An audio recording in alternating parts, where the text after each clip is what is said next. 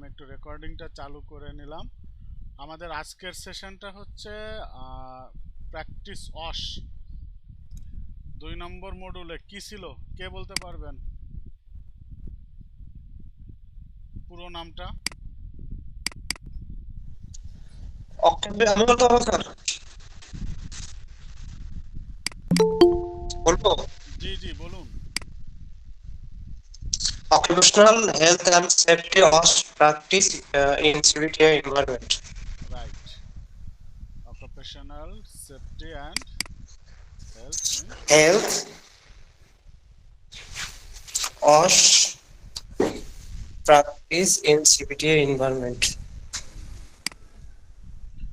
Exactly, যথার্থই বলেছেন।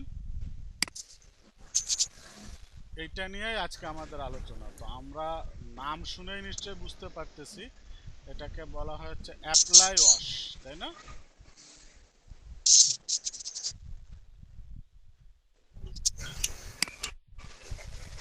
Apply wash. Sir ওই যে ইউনিট কোডের এখানে টিএএম যেটা আছে স্যার, এটা হচ্ছে ট্রেনিং অ্যাসেসমেন্ট মেথোডোলজি হবে না ম্যাটেরিয়ালস হবে এটা? মেথোডোলজি হবে। আচ্ছা স্যার। আসসালামু আলাইকুম ভাই। সাথে আমাদের ভাই আলহামদুলিল্লাহ স্বাক্ষর হয়েছে, বুঝছেন? আলহামদুলিল্লাহ আলহামদুলিল্লাহ। কালকে হয়তো আমরা চিঠি পাবো। বেশি আপনারা এখানে প্রচার চালাইতে পারেন আনঅফিসিয়ালি, চিঠিটা আপনার পুরো অফিসিয়ালি হবে। কথা বলছি, বুঝছেন? না আগে পাই, চিঠি পাই ভাই, তবে এমনিতে মনে করেন যে মানে কোন কোন অকুপেশনগুলো পাচ্ছি সেইগুলা না জেনে না বুঝে আর কি ই করতে এটা তো চাচ্ছি না। দীক্ষা নিশ্চিত দীক্ষা বলতেই হবে, কোনটা কোনটা বাদ দিছে কোনটা কোনটা বাড়ছে, হুম বুঝছেন না? হুম, এই আর ঠিক কি। আছে রাশেদ ভাই, এই নিউজটা আপনাকে জানাইলাম। জি জি, থ্যাংক ইউ ভাই, একটু মনে শান্তি লাগলো। কালকে আমরা অফিসিয়ালি পেয়ে গেলে আমাদের জন্য মানে আরো শান্তি লাগবে না আর কি একটু। হ্যাঁ হ্যাঁ, হুম, ঠিক আছে ভাই, থ্যাংক ইউ ভাই। ওকে, ওকে, আসসালামু ওয়ালাইকুম আসসালাম। জি শাহাদাত হোসেন বলেন। স্যার কি স্ক্রিন শেয়ার করছেন নাকি? না, স্ক্রিন শেয়ার করতেছি, এই জন্য একটু সময় আচ্ছা নিচ্ছে। না স্যার, দেখতে পাচ্ছি না, এই জন্য নক দিলাম। না না না, ঠিক আছে, প্রেজেন্টেশনটা অন করলাম তো, ওকে স্যার। স্ক্রিন শেয়ার করব।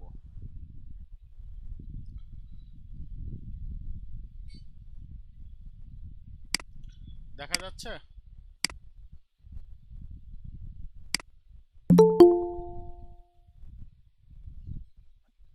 জি স্যার। জি স্যার, দেখা যাচ্ছে।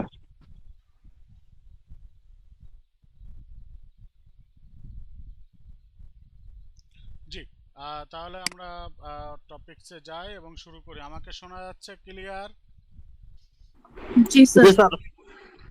ওকে, আর ঠিক আছে। তাহলে আমাদের আজকে যেটা টপিক ছিল apply occupational safety and health wash in CBT and environment. এটা মূলত নমিনাল আওয়ার হচ্ছে 16 ঘন্টা।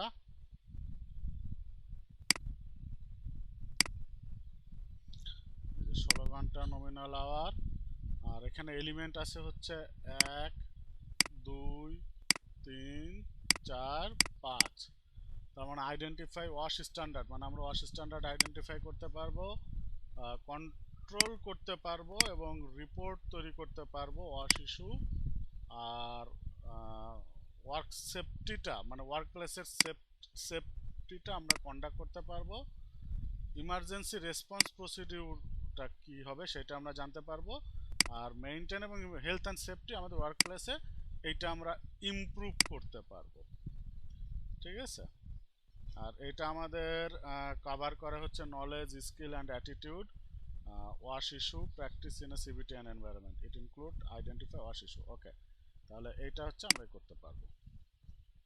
গুড। তাহলে আমরা দেখতে পেলাম যে আমাদের এটা হচ্ছে মানে মোট বিষয়টা কেমন। আজকেই আমরা এটা শেষ করে ফেলবো। তো আজকে আমাদের কাজ যেটা হবে, আমাদের লার্নিং আউটকাম যেটা হবে সেটা তো বললাম যে আমরা ওয়ার্ক এনভায়রনমেন্টে ওয়াশ রিলেটিংটা আইডেন্টিফাই করতে পারবো, ওয়াশ ইস্যু কন্ট্রোল করতে পারবো, সেফ লেভেল ইমার্জেন্সি রেসপন্স করতে পারবো এবং ইমপ্রুভ করতে পারবো আমাদের ওয়ার্ক প্লেসে। এইটা তো প্রথমে যদি আমি বলি ওয়াশ কি, ওয়াশটা কি, এনিওয়ান রেসপন্স করতে হবে। occupational safety and occupational safety and health, এটা তো গেল ওইটার অ্যাব্রিভিয়েশন। তাহলে এটাকে যদি আমরা সংজ্ঞায়িত করতে চাই, কর্মক্ষেত্রে স্বাস্থ্য সুরক্ষা, এটা কর্মক্ষেত্রে স্বাস্থ্য সুরক্ষা নিশ্চিতকরণ, এটা হচ্ছে occupational পেশাগত আমরা একটু দেখি অকুপেশন কি। পেশাগত কারটা ইকো হচ্ছে, এই যেন পাশাপাশি দুইটা ডিভাইসে আছেন।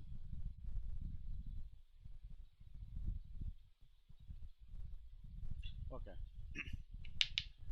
অকুপেশন কি? পেশা পেশা পেশা। তার মানে অকুপেশন মানে হচ্ছে পেশা। পেশা বলতে কি বুঝি? আমরা যে কাজটা করে থাকি, নাকি? জি স্যার। সেফটি, সেফটি কি? নিরাপত্তা নিরাপত্তা। তার মানে আমার কাজের নিরাপত্তা, এটুকু তো বুঝলাম, নাকি? জি স্যার। হেলথ, স্বাস্থ্য স্বাস্থ্য শরীরের যাতে কোনো ক্ষতি না হয় সেইভাবে কাজ করা। শরীরের যেন কোনো ক্ষতি না হয়, আমার বডিটা যেন নিরাপদে থাকে আমার কর্মক্ষেত্রে, এটাই হচ্ছে অকুপেশনাল সেফটি অ্যান্ড হেলথ। বোঝা গেছে? এই জন্য কিন্তু আমরা বলি যে নিরাপত্তা সর্বাগ্রে, নাকি? জি sir. Safety first safety first, নিরাপত্তা সর্বাগ্রে প্রথম প্রথম। সেফটি ফার্স্ট, পিপি মাস্ট, ঠিক আছে? সেফটি ফার্স্ট, সেফটি নয় পিপি মাস্ট। আবারও বলি সেফটি ফার্স্ট, পিপি মাস্ট, ঠিক আছে? এখন এটা ইম্পর্টেন্ট কেন? আমরা বলি যে why wash is important. Wash important কেন?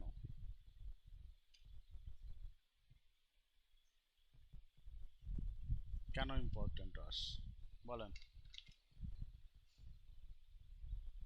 আপনারাই জানেন, আপনারা পারবেন। স্যার, কাজ করার সময় যদি আমার শরীরে কোনো ক্ষতি হয় তাহলে তো সেই কাজ করে কোনো লাভ নাই। নিরাপত্তায় যাতে কাজ করে নিরাপত্তার সহিত বাড়ি ফিরে যেতে পারি, এই জন্য কাজের ক্ষেত্রে সেফটিটা মাস্ট করা হয় আর কি। সেফটিটা মাস্ট করা হয়। আচ্ছা, আর কেউ রেসপন্স করতে হবে?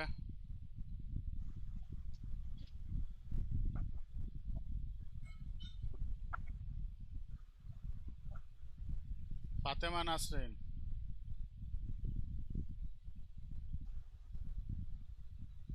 কি মনে হয়? কর্মক্ষেত্রে নিজেকে সুরক্ষার জন্য যে সকল পদক্ষেপ গ্রহণ করা হয় সেটাই ওয়াশ মানে। বলছি ওয়াশ ইম্পর্টেন্ট কেন? মূলত স্যার আমরা হয়তো এক কথা বলতে পারি জানমালের নিরাপত্তার জন্য, এবং সেই সাথে সম্পদ, ইকুইপমেন্ট, টুলস, সবকিছু নিরাপত্তার জন্যই ইম্পর্টেন্ট।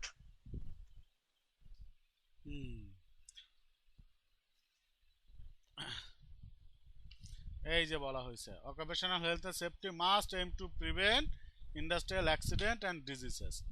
তার মানে ওই যে আমরা বলি না যে prevention is better than cure, মানে প্রতিরক্ষা বেশি ভালো প্রতিরোধের থেকে, নাকি? বুঝি তো প্রতিরক্ষার প্রতিরোধ।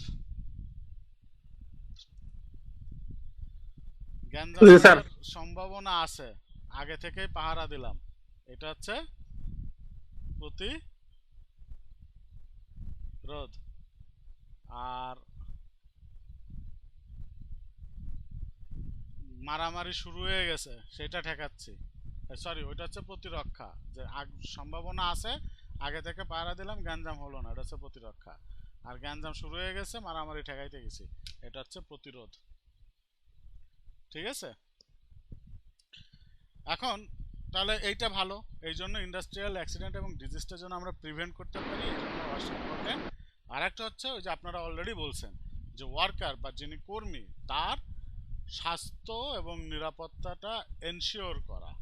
ঠিক আছে, ওয়ার্ক প্লেসে এবং ওয়ার্ক প্লেসের বাইরে বলা হচ্ছে, এই যে যে দুই জায়গায় তার নিরাপত্তাটা নিশ্চিত করা, সেটার জন্য হচ্ছে ওয়াশ ইম্পর্টেন্ট। এখন আমাদের ওয়ার্ক প্লেসে আসলে কেন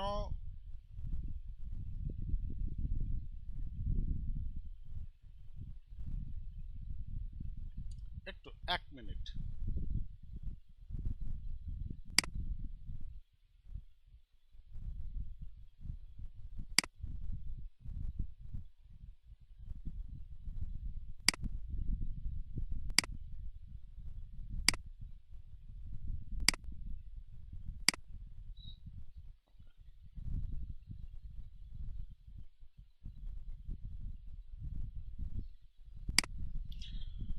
ওকে, এখন আমাদের কর্মক্ষেত্রে আসলে কেন আমাদের কর্মীরা, বিশেষ করে নতুন কর্মী যারা, তারা আঘাতপ্রাপ্ত হয়, এই জিনিসটা আমাদেরকে একটু দেখে নিই। এই যে এখানে কয়েকটা পয়েন্ট আছে।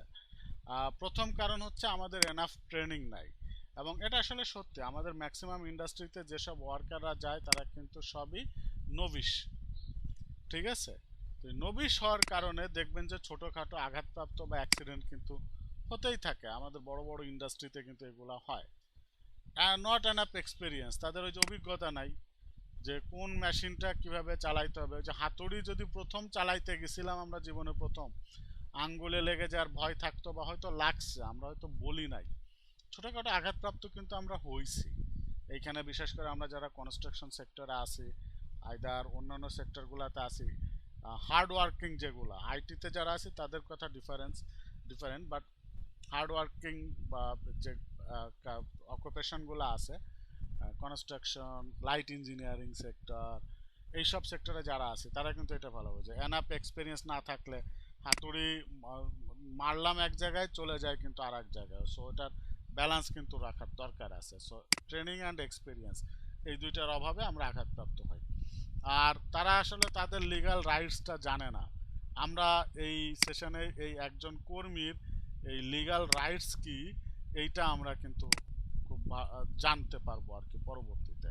সো নিউ ওয়ার্কাররা কিন্তু তাদের সেই রাইটসটা জানে না, এবং সবচেয়ে বড় প্রবলেম হচ্ছে তারা ভয় পায় প্রশ্ন করতে, যে নতুন নতুন আসছি, বসের কাছে প্রশ্ন করব বা আমার সুপারভাইজারের প্রশ্ন করব, যদি কিছু মনে করে, এই যে যে ভয়টা পায়, ভয়টা পাওয়ার কারণে কিন্তু জানে না, আবার প্রশ্নও করে না। ঠিক আছে, তো এই 4টা পয়েন্ট কিন্তু হচ্ছে আমাদের মেইন পয়েন্ট। এখন এইখান থেকে মাঝে মাঝে কিন্তু প্রশ্ন এসে বসে যে আমাদের ওয়ার্ক প্লেসে নিউ ওয়ার্কাররা কেন মানে আঘাত পায় বা ক্ষতির সম্মুখীন হয়। তো মিনিমাম এই 4টা পয়েন্ট আমরা কিন্তু লিখতে পারবো, এবং আমার মনে হয় এটা খুবই সহজ। যে ল্যাক অফ ট্রেনিং, আপনি নট এনাফ ট্রেনিং না বলে কিন্তু বলতে পারেন যে lack of training, lack of experience, they don't know their legal rights. ঠিক আছে, they afraid to ask question, এরকমভাবে কিন্তু 4টা পয়েন্ট বলে দিলে হয়ে যায়। আর এটা হচ্ছে আমাদের সিবিএলএমে আছে, বাট এটা আমাদের বাংলাদেশি কনটেক্সটের জন্য প্রযোজ্য নয়, এই জন্য এটা আমরা কেটে দিব আর কি। ঠিক আছে, তো এই 4টা পয়েন্ট লিখলেই কিন্তু আপনাদের হয়ে যাবে ইনশাল্লাহ। এখন ওয়াশ ম্যানেজমেন্ট সিস্টেম, আমাদের টোটালি ওয়াশ একটা ম্যানেজমেন্ট করার একটা সিস্টেম আছে। এই সিস্টেমটার ভিতরে কি কি এলিমেন্ট আছে, এই যে এখানে বলা হচ্ছে element, the element of wash management system. কারণ আমাদেরকে ওয়াশ ম্যানেজ করতে হয়, তো এইখানে আমাদেরকে এই ওয়াশ স্ট্র্যাটেজিটা ডিফাইন করতে হবে, প্ল্যানিং করতে হবে, এরপরে হচ্ছে ইমপ্লিমেন্টেশন করতে হবে, এবং অপারেশনাল ওয়ার্কে যেতে হবে। আর আমাদের চেক করতে হবে যে আমরা যে ইমপ্লিমেন্টেশন করেছি সেটা ঠিকঠাক মতো আছে কিনা, এবং কারেক্টিভ অ্যাকশন মেজারমেন্টে যেতে হবে। ম্যানেজমেন্ট রিভিউ, কন্টিনিউয়াল ইমপ্রুভমেন্ট, এই কয়টা ধাপে হচ্ছে আমাদের ওয়াশ ম্যানেজমেন্ট সিস্টেম পরিচালিত হয়। তাহলে কয়টা ধাপ হচ্ছে?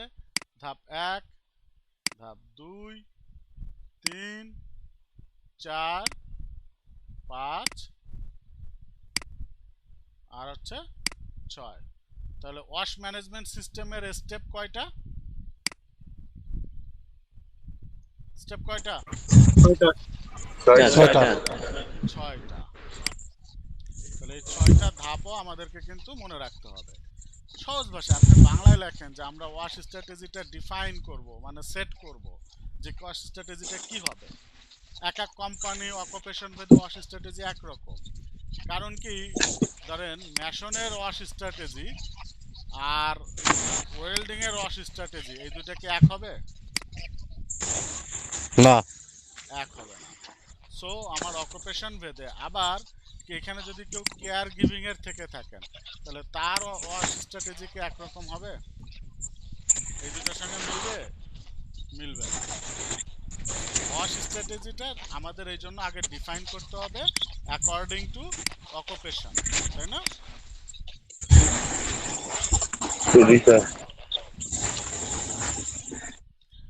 এরপরে হচ্ছে আমাদেরকে ওয়াশ স্ট্র্যাটেজি ডিফাইন হয়ে গেলে আমাদেরকে প্ল্যানিং করতে হবে যে এইটাই যে স্ট্র্যাটেজিটা যে আমরা ডিফাইন করলাম, সেট করলাম বা সিলেক্ট করলাম, সেটা কিভাবে বাস্তবায়ন হবে। ঠিক আছে, সেই প্ল্যানিংটা আমাদেরকে করতে হবে। প্ল্যানিং করার পর আমাদের ইমপ্লিমেন্টেশনে যেতে হবে, তাই না? ইমপ্লিমেন্টেশনে আসতে হবে। ইমপ্লিমেন্টেশনে আসার পর আমাদেরকে ইমপ্লিমেন্টেশন এবং অপারেশনাল ওয়ার্কে আসতে হবে। আসার পর আমাদের করলাম, বাস্তবায়ন করার পরে আমাদেরকে চেক করতে হবে। চেক করে যদি কোনো কারেক্টিভ অ্যাকশান থাকে সেই কারেক্টিভ অ্যাকশানে যেতে হবে। কারেক্টিভ অ্যাকশান মানে হচ্ছে ঠিক করা, শুধরে নেওয়া, গ্যাপগুলা পূরণ করা, এইটাই হচ্ছে কারেক্টিভ অ্যাকশান। ঠিক আছে, এই কারেক্টিভ অ্যাকশানে আমাদেরকে আসতে হবে। এরপরে হচ্ছে ম্যানেজমেন্ট রিভিউতে যেতে হবে। তার মানে টপ ম্যানেজমেন্ট সব করলাম, এবার টপ ম্যানেজমেন্ট রিভিউ করবে যে সব কিছু ঠিকঠাক আছে কিনা। টপ ম্যানেজমেন্ট বলতে এই ওয়াশ এক্সপার্টিস। আমাদের দেশের বিভিন্ন ইন্ডাস্ট্রিতে এই ওয়াশ ম্যানেজার আছে, ওয়াশ অফিসার আছে ইন্ডাস্ট্রি ভেদে। বিশেষ করে কেমিক্যাল ইস্যু যে জায়গা হাই, মানে কি বলবো, যে হেভি ইকুইপমেন্ট যেসব ইন্ডাস্ট্রিগুলোতে আছে ওইখানে ম্যানেজমেন্ট ওয়াশ ম্যানেজার আলাদা আছে। ইভেন আপনাদের দেশে কনস্ট্রাকশন যত মেগা প্রজেক্ট চলছে সবগুলো মেগা প্রজেক্টেই কিন্তু ওয়াশ ম্যানেজার ছিল। সকালবেলা ওই যে লাইন ধরে দাঁড়ায় আমরা দেখছি, মেট্রো রেল সহ আমাদের যত মেগা প্রজেক্ট আছে, ভোরবেলা লাইন ধরে দাঁড়িয়ে এই ওয়াশের উপরে লেকচার দিত ওয়াশ ম্যানেজার, দেওয়ার পরে কিন্তু তারা কর্মে যেত। তো এইটাই বলা হচ্ছে ম্যানেজমেন্ট রিভিউ।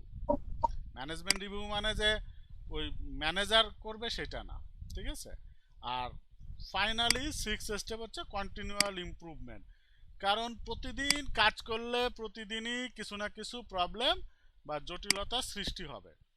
তো এই জটিলতাগুলোকে আমাদের কন্টিনিউয়াল ইমপ্রুভমেন্ট সাইকেলের মাধ্যমে প্রতিনিয়ত সেগুলো সমাধান করতে হবে এবং ইমপ্রুভমেন্ট করতে হবে। আর ইমপ্রুভমেন্ট মানে হচ্ছে একটা কন্টিনিউয়াল প্রসেস, মানে প্রতিদিনের একটা প্রসেস। ঠিক আছে, কন্টিনিউয়াল ইমপ্রুভমেন্ট এটা করতে হবে। তাহলে ওয়াশ ম্যানেজমেন্ট সিস্টেম আমাদের যদি আসে তাহলে আমরা ডিফাইন করতে পারবো।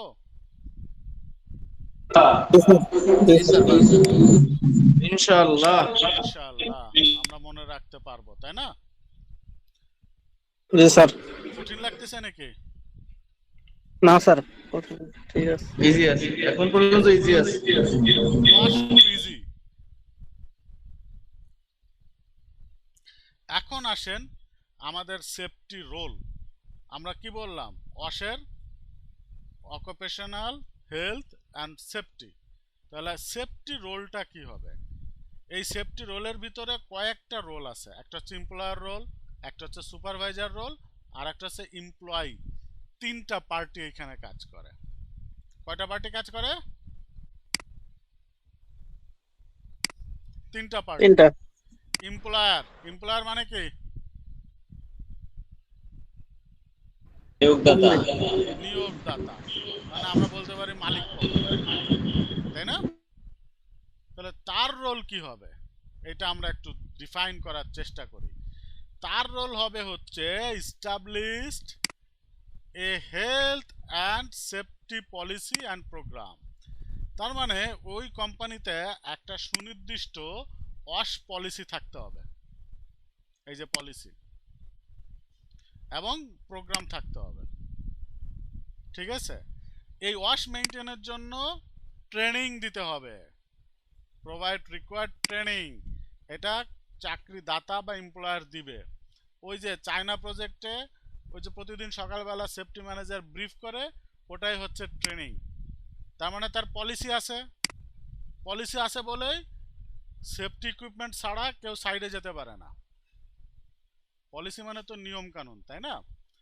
সেই পলিসির ভিতরে বলা আছে প্রপার ট্রেনিং দিতে হবে, ইনফরমেশন প্রোভাইড করতে হবে, মানে কোনো কিছু লুকানো যাবে না যে এখানে রিস্ক কম এখানে রিস্ক বেশি, মানে হোল ওয়ার্ল্ডে রিস্ক ফ্রি কোনো জিনিস নাই, রিস্ক ফ্রি কোনো জায়গা নাই, কম আর বেশি। তাহলে ওই কর্মীকে সঠিক ইনফরমেশনটা দিতে হবে। মেশিনের একটা নব খোলা, অ্যাক্সিডেন্ট ঘটতে পারে, কর্মীকে বললে কর্মী যদি কাজ না করে, এই ভয়তে আমরা কি করি জানাই না ইনফরমেশন, যত কাজে যাবে না, ওটুকি কিছু হবে না, এই ইনফরমেশন গ্যাপ করা যাবে না, প্রপার ইনফরমেশন প্রোভাইড করতে হবে। ফাইনালি এই যে নেসেসারি সেফটি ইকুইপমেন্ট এনশিওর করতে হবে। আমার কাজের ধরন অনুসারে পিপি মাস্ট থাকতে হবে। পিপি নাই কিন্তু আমি দোকান খুলে বসে আছি কাজের, ঠিক আছে? কয়টা ওয়েল্ডিং শপে সেফটি শু আছে, হ্যান্ড গ্লাভস আছে, ওই যে ওয়েল্ডিং এর হেভি হ্যান্ড গ্লাভস নাই, দোকান স্যার একটা তো নাই। একটাতেও নাই। তার মানে প্রোভাইড করেন, আপনি মালিকরে কিনতে বলেন কেউ লাগে না, ও ছাড়াও কাজ হয় বলে না, কত টাকা খরচ করবে কেটা? তাহলে এটা বলা যাবে না, এটা করা যাবে না। আমি মালিক যদি হই তাহলে আমাকে সেফটি এনশিওর করতে হবে, সেফটি ইকুইপমেন্ট। এই যে এটা নিয়ে অলরেডি আলোচনা করে ফেলছি, information on Hazard in the work place. তার মানে আমার ওয়ার্ক প্লেসে যদি কোনো হ্যাজার্ড থাকে আমাকে অবশ্যই সেটা ইনফরমেশন কি করতে হবে, জানাইতে হবে। বুঝতে পারছেন? এই হচ্ছে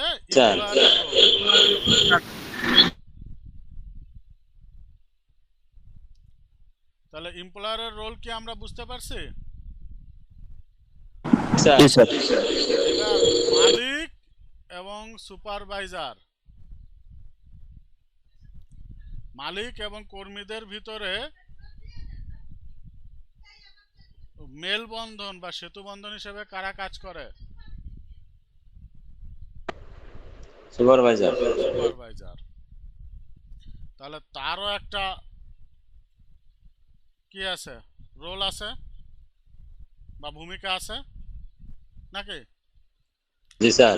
এই ভূমিকাটা সুপারভাইজারকে মেক শিওর করতে হবে যে আমার সকল লোকগুলা সেফটি রুলস এবং ল ফলো করতেছে, ঠিক আছে? মালিক সব কিছু কিনে দিছে, কর্মী মানতেছে না, সুপারভাইজারের চোখ বুলাচ্ছে না, তাহলে হবে? হবে না। কারণ মালিক তো এসে বসে পাহারা দিবে না, মালিক সকল ফ্যাসিলিটিস এনশিওর করে দিচ্ছে, কিন্তু সুপারভাইজারকে দিয়ে বাস্তবায়ন করাতে হবে, ঠিক আছে? সুপারভাইজারকে দিয়ে বাস্তবায়ন করাবে, সুপারভাইজার দেখবে যে তার কোন কর্মী মানতেছে এবং মানতেছে না। এই যে হ্যাজার্ডস বা ডেঞ্জারাস জব, এটা ইনফর্ম করবে কাকে? সুপারভাইজার কাকে ইনফর্ম করবে? কর্মীকে। শুধু কর্মীকে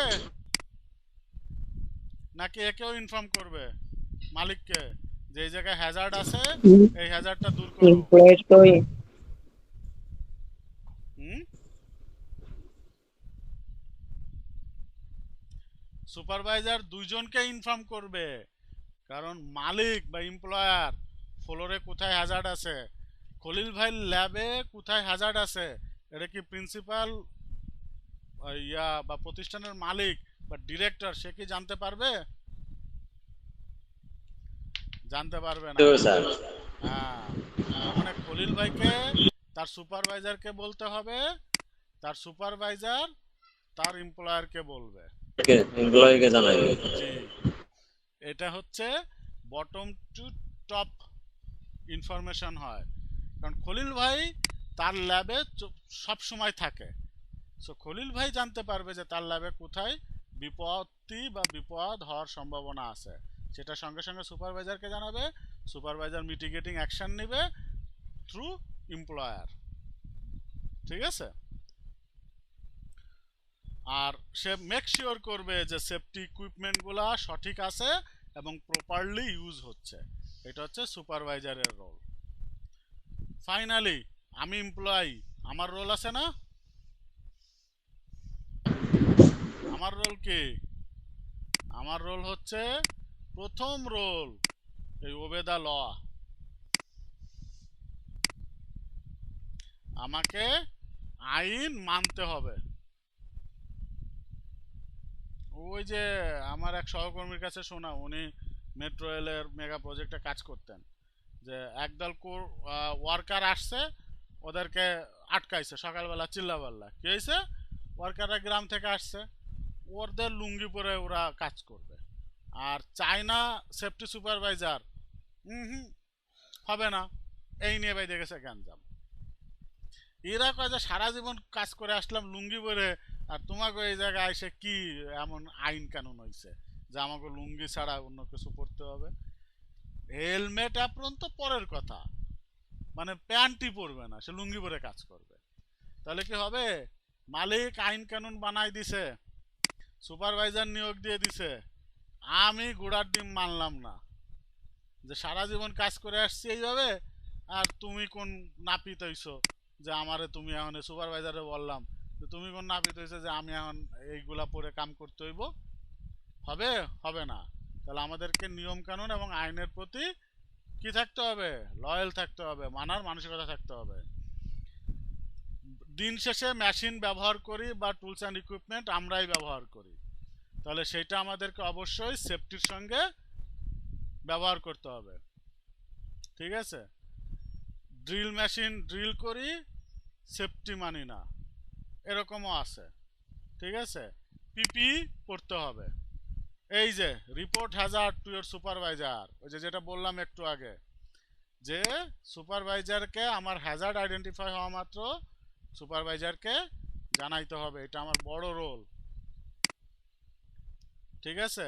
আর এই যে work safety don't full around বলা হয়েছে, মানে বেশি পারদর্শিতা দেখাইতে যাওয়া যাবে না উইদাউট সেফটি। কিছু হবে না নে এরকম একটা ভাব, কি হবে করি না, এই ভাব বা এই মানসিকতা থাকা যাবে না। এটা হচ্ছে সেফটি রোল। তাহলে সেফটি রোল মোট কয়জনের? তিনজন। তিনজনের। এমপ্লয়ার রোল, সুপারভাইজার রোল, আর হচ্ছে এমপ্লয়িজ রোল। ঠিক আছে? আমরা একটু ভালোভাবে দেখে নিব। এইবার আসেন, ওই যে প্রথমে বলছিলাম যে নিউ ওয়ার্কাররা তাদের রাইটস জানে না নাকি? তাহলে আপনার রাইটস কি? Simple simple. এক নম্বর, রাইট টু নো। আপনার জানার রাইটস আছে, মানে আপনি আস্ক কোশ্চেন। কিভাবে জানবেন? By asking question. কোশ্চেন করার মাধ্যমে আপনি জানতে পারবেন। ঠিক আছে? রাইট টু পার্টিসিপেন্ট, আপনি জানছেন, জানার পরে আপনি পার্টিসিপেন্ট করতে পারেন, যে ঠিক আছে আমি কাজটা করব। আইদার আপনার কাছে মনে হচ্ছে অনেক রিস্কি, তাহলে আপনি রিফিউজও করতে পারবেন। এটাই আপনার রাইটস। তার মানে right to know, right two participant, right to refuse. তার মানে আমি নতুন যেখানে যাই না কেন সেখানকার work condition, work environment, safety issue, risk factor, এগুলা সব আমার জানার অধিকার আছে। জানার পরে আমি পার্টিসিপেট করতেও পারি, আবার রিফিউজও করতে পারি। আমার একটা প্রবলেম আছে, ওই যে অনেক কিছু দেখলে ইনসোনোমিয়া হয় না, বা ঘাবড়ে যায় না, বা দেখা যাচ্ছে যে মাথা ঘুরে ওঠে। আমার প্রবলেম হচ্ছে হাইটে। আমি উঁচু থেকে নিচের দিকে তাকাইলে আমার একটু মানে ফ্যাগিট হয় আর কি, আমি করতে পারি না। তো এখন আমাকে যদি বলা হয় যে ভাই তোমাকে 5 তলার উপরে কার্নিশে দাঁড়ায় কাজ করতে হবে, তো হয়তো এখানে বিশ্বজিৎ স্যারের জন্য বিষয়টা রিস্কি না, কিন্তু আমার জন্য তো রিস্কি নাকি? তাহলে আমি যদি জানি ঠিকঠাক মতো, তাহলে আমি রিফিউজ করতে পারবো। আর আমি যদি না জানি, তাহলে তো আমি রিফিউজ করতে পারবো না নাকি? তাহলে আমাকে জানতে হবে, আমার জানার অধিকার আছে, আমার জানার পরে পার্টিসিপেট করার অধিকার আছে, আবার রিফিউজ করারও অধিকার আছে।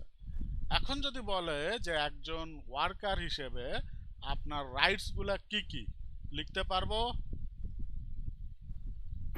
जी सर। जी सर। কি কি?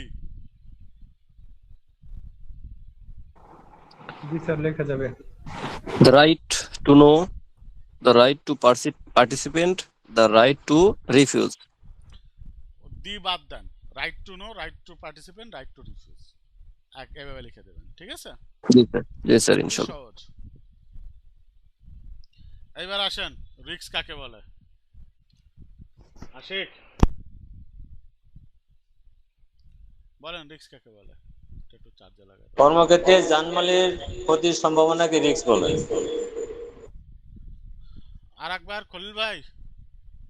কর্মক্ষেত্রে জানমালের ক্ষতির সম্ভাবনাকে রিস্ক বলে। কর্মক্ষেত্রে জানমালের ক্ষতির সম্ভাবনাকে রিস্ক বলে। খুবই সুন্দর উদাহরণ বলেছেন, আসলে জানমাল এবং ইকুইপমেন্টের মাল বলতে সকল ইকুইপমেন্ট, ঠিক আছে? মানে প্রাণী হচ্ছে আপনি, আর মাল হচ্ছে সরকার। চার্জে লাগাও। আচ্ছা, এটা হচ্ছে যে বলা হচ্ছে যে possibility of undesirable outcome or event occurring, ঠিক আছে? Uncertainty about the future can result in a loss, harm or other negative consequence, এটাকে বলা হয় হচ্ছে রিস্ক। এটাকে যদি আরেকটু সংজ্ঞায়িত করি, যে the change that something unfavorable or unexpected might happen, হতেও পারে, which could lead to negative consequence.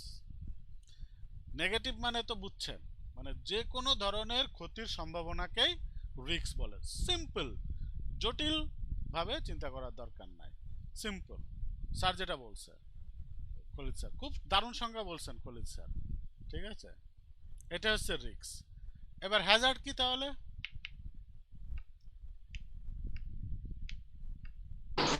কোনো কিছু বিপত্তি ঘটাকেই হ্যাজার্ড বলে স্যার। বিপত্তি ঘটাকেই হ্যাজার্ড, কাছাকাছি গেছি।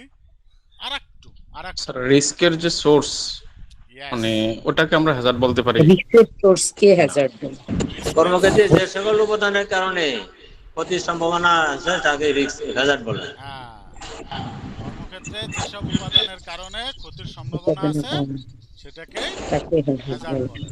মানে আমি রিস্ক ফিল করতেছি, যে কারণে রিস্ক ফিল করতেছি সেটাই হচ্ছে হ্যাজার্ড।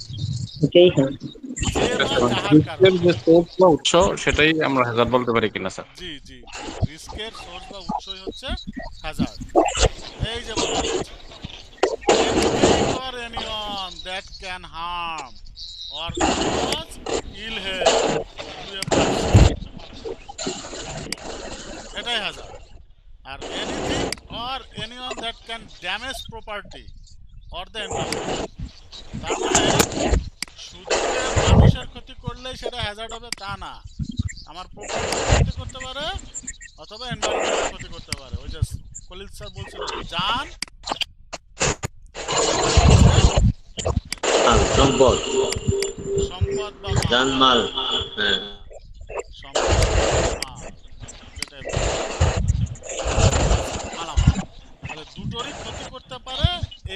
যে কোনো জিনিসকে আমরা বলবো হ্যাজার্ড। আর হ্যাজার্ড যে ক্ষতির সম্ভাবনাটা তৈরি হয় সেটাই হচ্ছে রিস্ক। বুঝতে পারছেন? সিম্পল।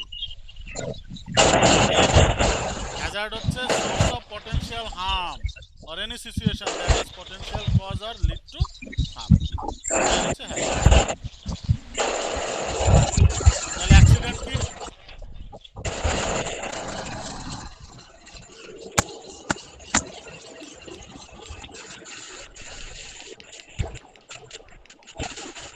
অ্যাক্সিডেন্ট কি?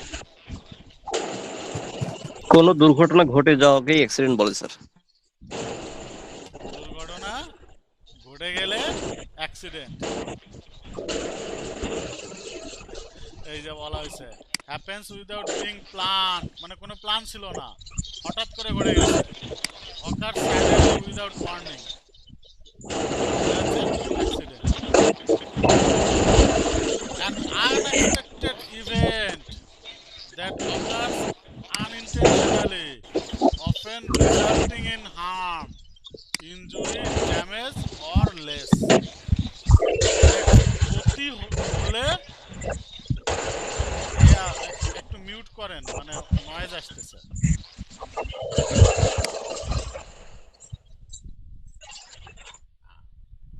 ওকে, আনএক্সপেক্টেড ইভেন্ট যেটা আনইনটেনশনালি ঘটছে, আমাদের করার কোনো ইচ্ছা ছিল না, এবং সেই ঘটনা ঘটার ফলে হয় ক্ষতিগ্রস্ত হয়েছেন, হার্ম হয়েছে, আঘাতপ্রাপ্ত হয়েছেন, নয় ইনজুরি হয়েছে, নয় ড্যামেজ হয়েছে আর লস হয়েছে। অর্থাৎ যে কোনো একটা ক্ষতি সাধিত হয়েছে, সেইটাকে বলা হয় হচ্ছে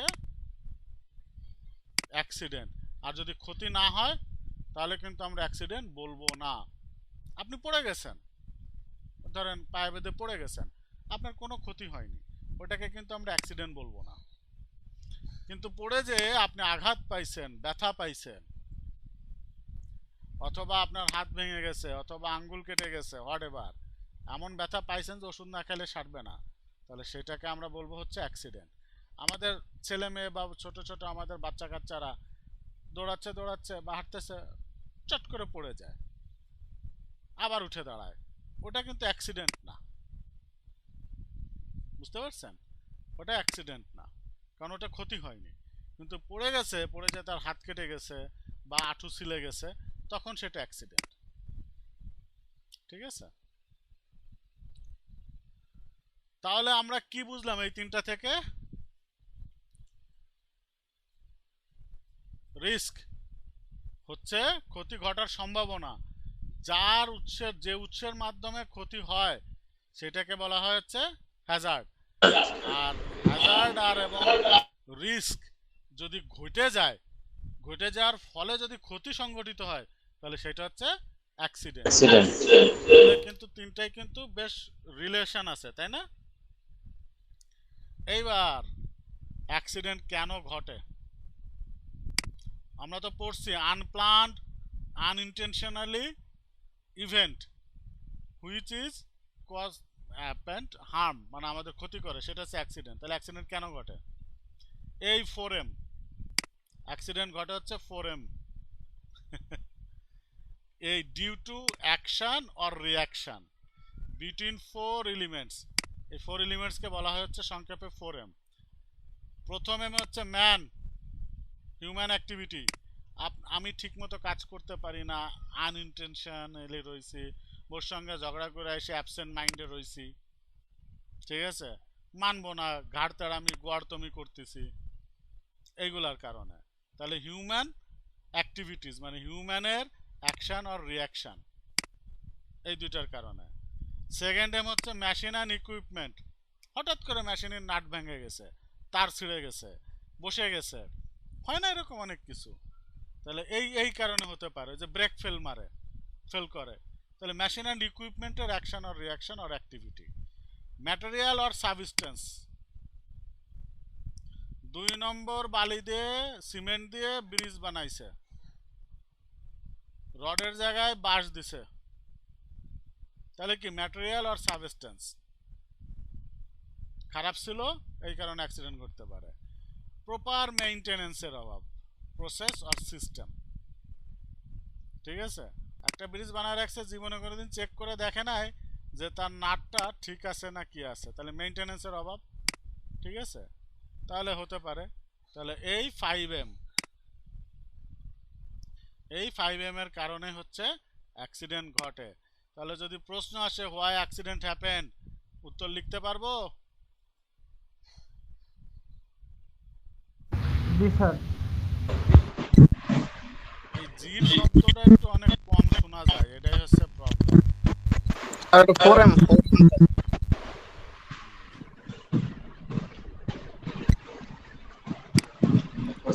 তাহলে দেখতে পেলাম যে আমাদের কেন অ্যাক্সিডেন্ট ঘটে।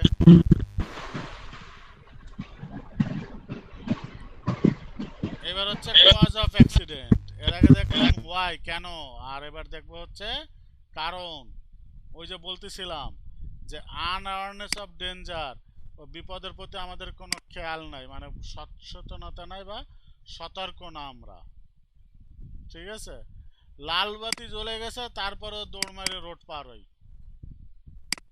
তার মানে কি আনঅ্যাওয়ারনেস অফ ডেঞ্জার, তাই না? বিপদ যা ঘটতে পারো আমাদের কাছে কিছু মনে হয় না।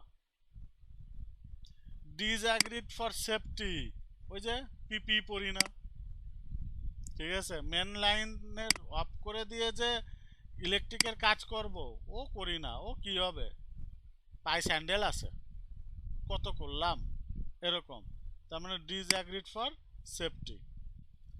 নেগলিজেন্স, এই উপরের দুইটা ঘটাই হচ্ছে এই নেগলিজেন্সের কারণে।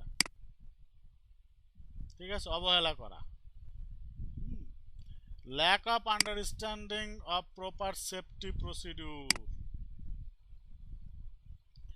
সেফটি প্রসিডিউর নিয়ে আমাদের আন্ডারস্ট্যান্ডিং এর অভাব, যে কোথায় কি পরিমাণ সেফটি ইস্যু লাগবে সেটা আমরা চিন্তা করি না। ঠিক আছে, আনটাইডি কন্ডিশন, মেশিন ধরে 2টা, সেখানে মেশিন ধরাইছি 5টা, যাওয়ারও জায়গা নাই, সরার জায়গা নাই, নড়ার জায়গা নাই, এর হাতের সঙ্গে ওর হাত গুতা খায়, এরকম untidy condition of work place. Inadequate lighting and ventilation, এটা তো আছেই, প্রপার ভেন্টিলেশন আমাদের দেশের ওয়ার্ক প্লেস বা ইন্ডাস্ট্রিতে নাই। ইমপ্রপার ইউজ অফ টুলস, টুলসের সঠিক ব্যবহার আমরা জানি না বা করি না, আর আনসেফ কন্ডিশন তো আছেই।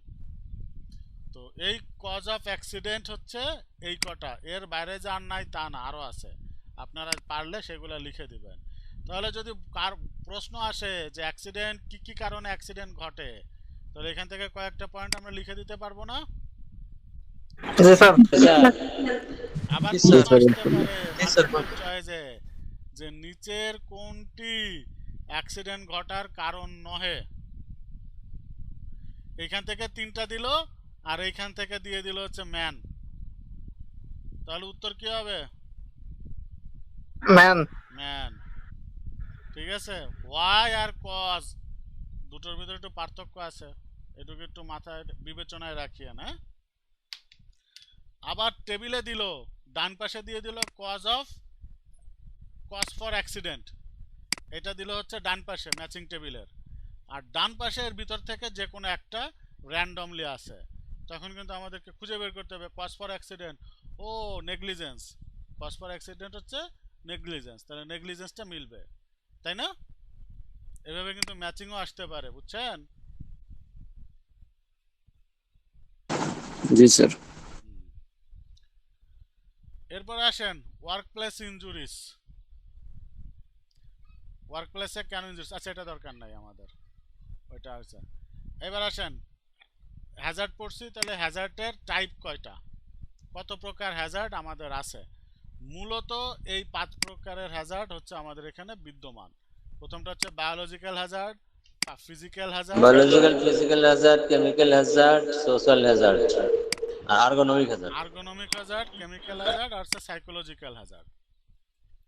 এবার একটু এক এক করে দেখি।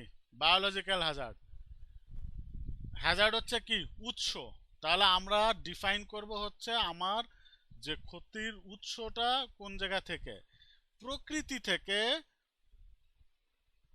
বা প্রাণীকুল থেকে, মানে যার জীবন আছে এইরকম কোনো কিছুর দ্বারা যদি আমার ক্ষতি হওয়ার সম্ভাবনা থাকে সেটাকে বলবো হচ্ছে biological biological Hazard.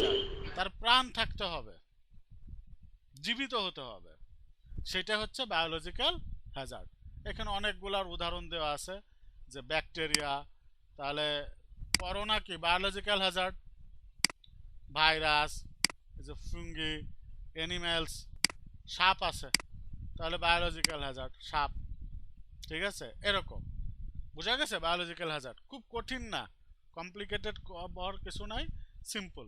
Biological Hazard হচ্ছে যার প্রাণ আছে এরকম কোনো কিছুর মাধ্যমে যদি আমার ক্ষতি হয় তাহলে সেটা হচ্ছে বায়োলজিক্যাল হ্যাজার্ড। এখন চিড়িয়াখানার বাঘ খাঁচার ভিতরে বন্দি, এটা কি হ্যাজার্ড?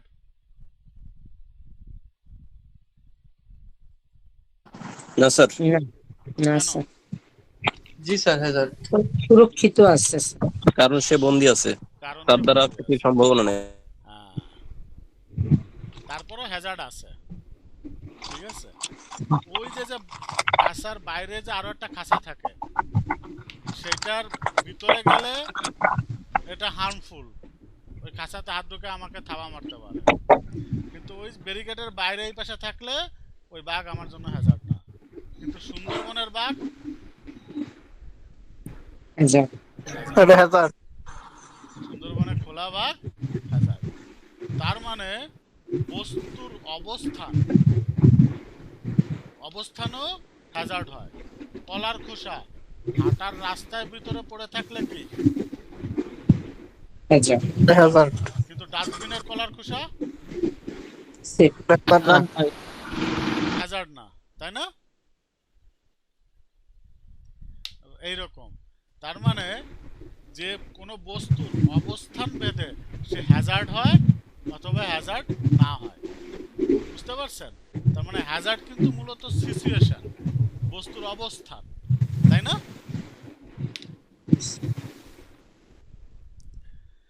এরপর আসেন ফিজিক্যাল হ্যাজার্ড। ফিজিক্যাল হ্যাজার্ড হচ্ছে কঠিন বস্তু যেগুলা, সেইগুলা হচ্ছে আমার ফিজিক্যাল হ্যাজার্ড। ঠিক আছে, যে potential physical hazard is what refers to potential risks that can cause physical harm or injury. যেমন ফ্লোর কি শক্ত বস্তু না? স্লিপারি সারফেস, স্টেয়ার, ল্যাডার, এগুলা কি সব শক্ত বস্তু না? জি। নয়েজ মানে কি আমার অতিরিক্ত শব্দ, অতিরিক্ত কম্পন, রেডিয়েশন, হ্যাঁ, এইগুলা সব হচ্ছে ফিজিক্যাল হ্যাজার্ড। ঠিক আছে, আর্গোনমিক হ্যাজার্ড। আর্গোনমিক হ্যাজার্ড বলতে কি বোঝায়? এই যে বলা আছে, এই আর্গোনমিক হ্যাজার্ড নিয়ে কিন্তু প্রায় প্রশ্ন আসে, এবং এটা আসে যে arise due to poor design or setup of task। ঠিক আছে, এবং আর্গোনমিক হ্যাজার্ড হচ্ছে পজিশনিং।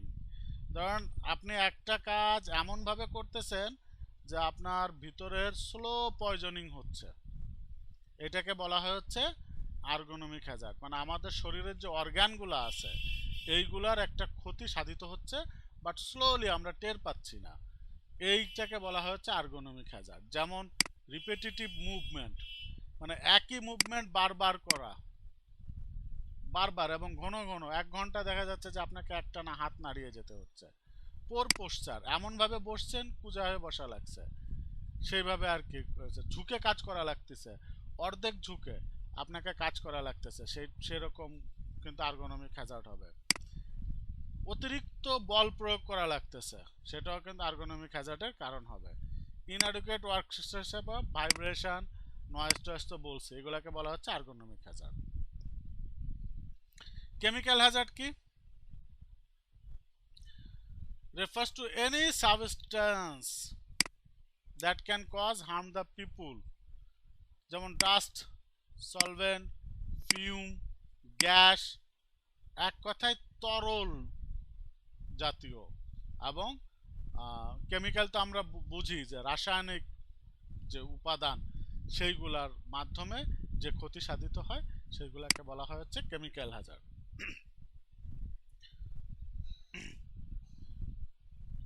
এখন ফ্লোরে যদি তেল পড়ে থাকে বা পানি পড়ে থাকে, এটা কোন ধরনের হ্যাজার্ড হবে? Chemical Hazard. Physical Hazard. Sir physical Hazard বলছেন, কেন ফিজিক্যাল হ্যাজার্ড বুঝাই দেন। স্যার পিচ্ছিল মেঝেটা স্যার মেঝেতে আমার মেঝেটাই স্যার আমার এখানে হ্যাজার্ড স্যার। মেঝেটা স্যার হ্যাজার্ড। পিচ্ছিল মেঝের জন্য যদি শারীরিক কোনো ক্ষতি হয় তাহলে এটা ফিজিক্যাল হ্যাজার্ড। আর কোনো কেমিক্যালের কারণে যদি ত্বকে যদি কোনো ক্ষতি হয় তাহলে এটা কেমিক্যাল হ্যাজার্ড। রাইট, এই যে পয়েন্ট আসছে।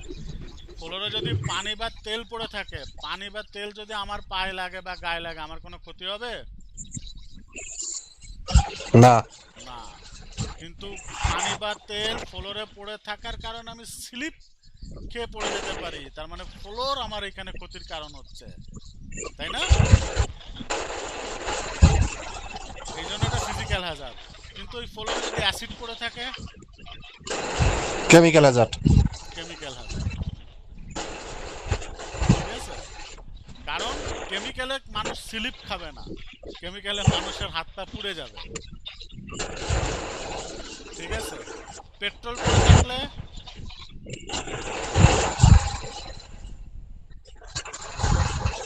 কেমিক্যাল। কেমিক্যাল। পুকুরে পেট্রোলের ট্যাঙ্কি ভেসে গেছে, তাহলে এটা কোন ধরনের হ্যাজার্ড হবে?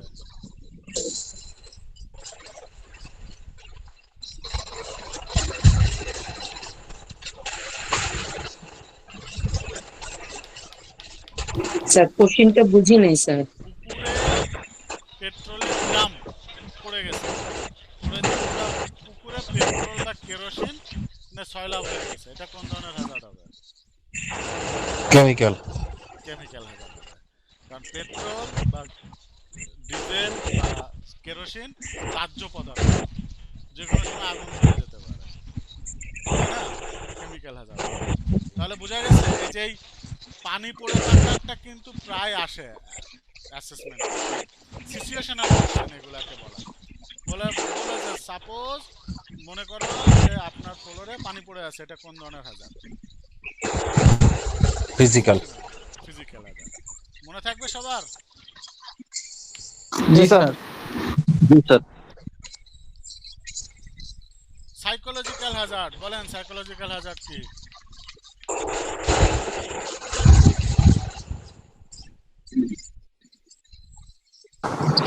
স্যার মানসিক চাপ বা দুশ্চিন্তা। যেমন Mental আমি আপনাদেরকে চাপ প্রয়োগ করতেছি, তাই না? কাজের চাপ। যে এইটা পড়তে হবে, আধা ঘন্টার ভিতরে 45টা কোশ্চেনের অ্যান্সার দিতে হবে, এটা করা যাবে না, ওইটা করতে হবে, তাহলে মেন্টাল চাপ হচ্ছে না? জি। জি, তাহলে রাশিদ স্যার কিন্তু সাইকোলজিক্যাল হ্যাজার্ড নাকি?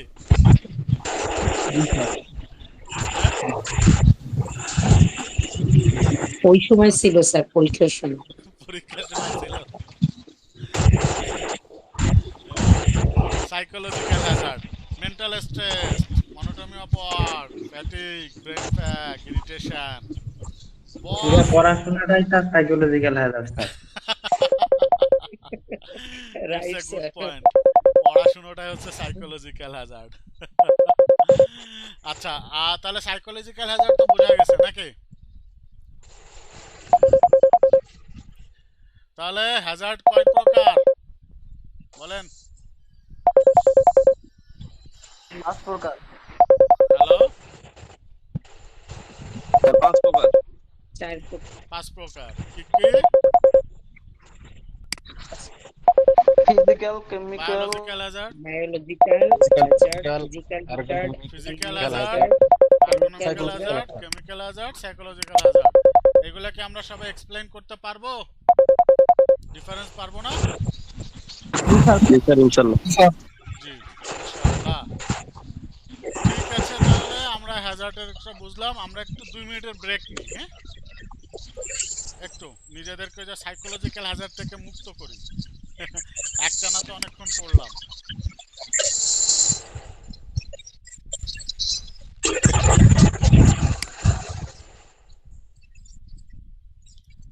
মিনিট, আমরা জাস্ট 2 মিনিট পরে ব্যাক করব, আজকে এটা শেষ করব ইনশাআল্লাহ। হ্যাঁ স্যার।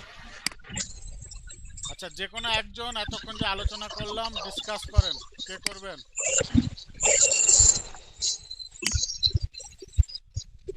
এই 2 মিনিটের ভিতরে একটু রিপিট করি।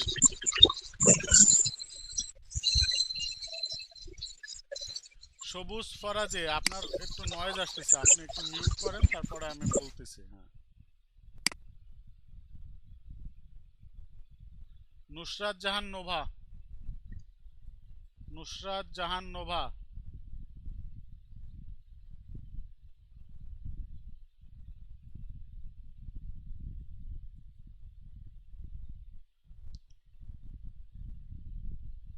নুসরাত জাহান নোভা,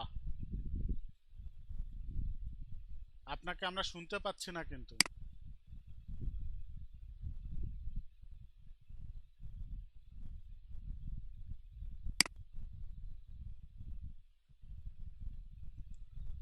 আপনারা কেউ কি নুসরাত জাহান নোভাকে শুনতে পাচ্ছেন?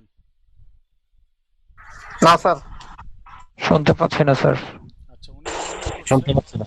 ওকে, আমরা তাহলে রহিমা আক্তার। জি স্যার, আমি আসছি। বলেন, আপনি এই এত মজা করলাম, সামারিটা নেন।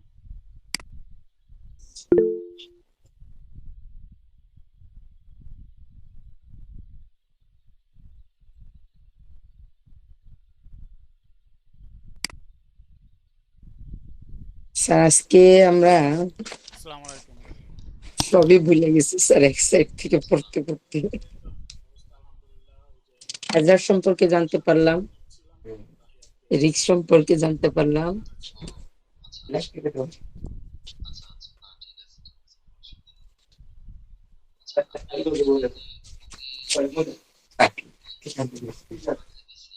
আর এমপ্লয়ার রোল সম্পর্কে জানলাম, সুপারভাইজার রোলস জানলাম এবং এমপ্লয়ি রোল সম্পর্কে জানলাম।